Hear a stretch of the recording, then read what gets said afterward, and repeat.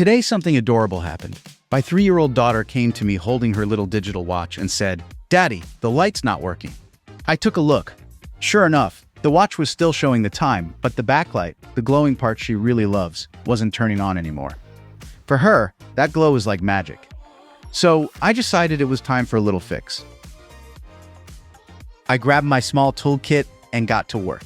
Now, whenever you're dealing with tiny gadgets like digital watches, the first challenge is always those little screws. They're so easy to drop and lose. So here's a pro tip I use every time.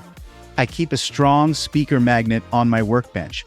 It helps hold all the tiny screws in place so they don't roll off. Plus, if you rub your screwdriver against the magnet a few times, it becomes magnetized. That way, screws will stick to the tip while you're working. Super handy. With that setup ready, I carefully open the watch.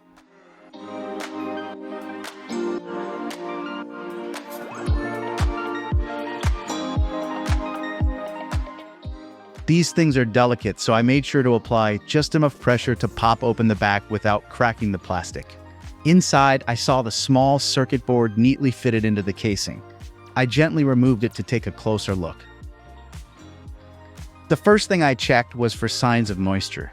Sometimes kids forget to take off their watches while washing hands or playing with water, which can sneak inside and mess with the buttons or the board. But this one looked dry and clean. No corrosion or signs of water damage.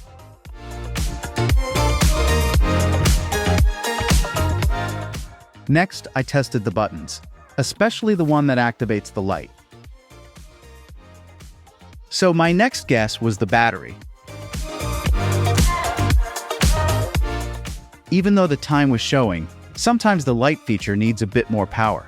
A weak battery can still power the display, but not the light. Digital watches usually use button cell batteries, like CR2016 or CR2025. I had a few spare cells in my kit, so I pulled out the old one and popped in a fresh battery. Then came the moment of truth. I pressed the light button, and boom! The backlight turned on, glowing bright and clear. Fixed.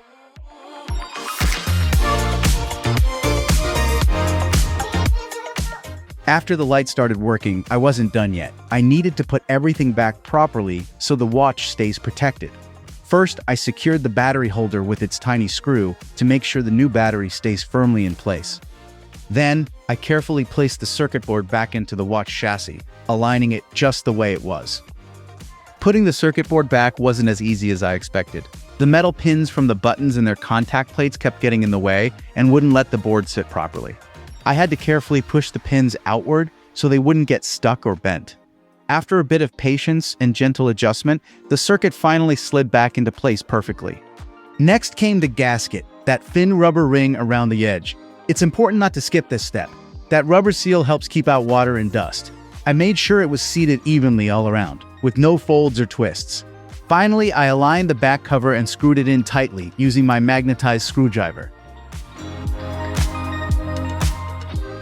Everything snapped back into place neatly. The watch was fully assembled again, clean, sealed, and working perfectly. I reassembled the watch, tightened the screws with my Magnetize screwdriver, and gave it back to my daughter. Her face lit up as bright as the watch. She said, "Yay, it's working again," and hugged me. Honestly, it was a small fix, but seeing that excitement in her eyes made it totally worth it. Sometimes it's not about the gadget, it's about making someone happy.